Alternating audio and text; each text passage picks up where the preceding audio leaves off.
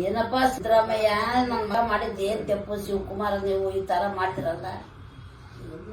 ಮಗ ಹೋಗಿರೋದಕ್ಕೋಸ್ಕರ ನಾವು ಇಷ್ಟು ಪಿಲಿಯಂಗಾಗಿದ್ದು ನಾವು ಏನು ಮಾತಾಡಕ್ಕೂ ಸದ ನಮಗೆ ಗೊತ್ತೇ ಅಲ್ವಲ್ಲ. ನನ್ನ ಮಗ ಅಷ್ಟು ಕಷ್ಟದೇ ಹೋರಾಡ್ತಿದ್ದಾನೆ.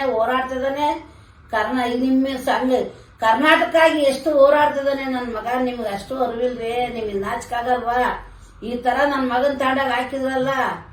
ನನ್ನ ಮಗ ಕನ್ನಡ ಅಂತ ಎಷ್ಟು ಹೋರಾಡಿ ಇದ್ ಮಾಡ್ತಾನೆ, ಇಷ್ಟು ಜನಕ್ಕೋಸ್ಕರ ಸಾಯ್ತಾನೆ.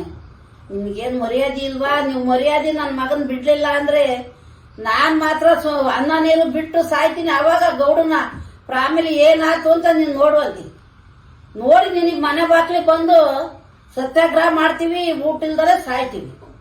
ಅದಕ್ಕೋಸ್ಕರ ನನ್ನ ಮಗನ್ನ ಖಂಡಿತ ನೀವು ಬಿಡಬೇಕು ಅಂತ ನಾನು ಕೇಳ್ಕೊತಿದ್ದೀನಿ.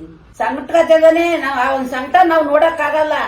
ತಗೊಂಡೋಗಿದ್ದ ಅವನ ಹೆಂಡತಿ ನನ್ನ ಮಗಳು ತಗೊಂಡೋಗಿದ್ದು ಊಟನೂ ಸತ ಕೊಟ್ಟಿಲ್ಲ, ಮಾತ್ರ ಕೊಟ್ಟಿಲ್ಲ.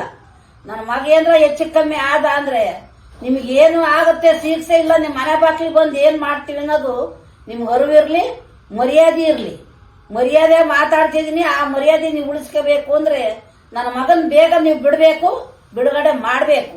ಬೇಡಪ್ಪ ದನಕ್ಕ ದೊಡ್ಡಬರ ಅನ್ನಿಸ್ಕೊಬೇಡ. ನೆಮ್ಮದಿಯಾಗಿ ನಿನ್ನ ಆರೋಗ್ಯ ಕಾಪಾಡ್ಕೋ, ನೀನ್ ಚೆನ್ನಾಗಿರಪ್ಪ ಅಂತ ಹೇಳಿದ್ರು ಕೂಡ ಕನ್ನಡಕ್ಕೋಸ್ಕರ ನನ್ನ ಮಗ ಇಷ್ಟು ಹೋರಾಡಿದ್ದಕ್ಕೆ ಇಂತ ಬಹುಮಾನ ನೀವು ಕೊಟ್ಟಿದ್ದೀರಾ.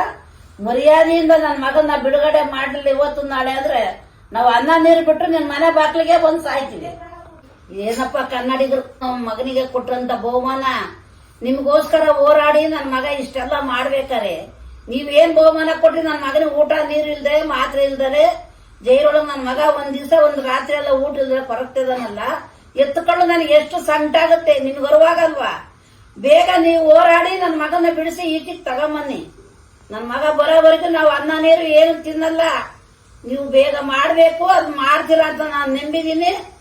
ನೀವು ಕನ್ನಡಿಗರು ಅದಕ್ಕೆ ಸೇರಿ ನೀವು ಹೋರಾಡಿ ನೀವು ನನ್ನ ಮಗನ ಈಚಿಗೆ ತಗೊಂಬನ್ನಿ.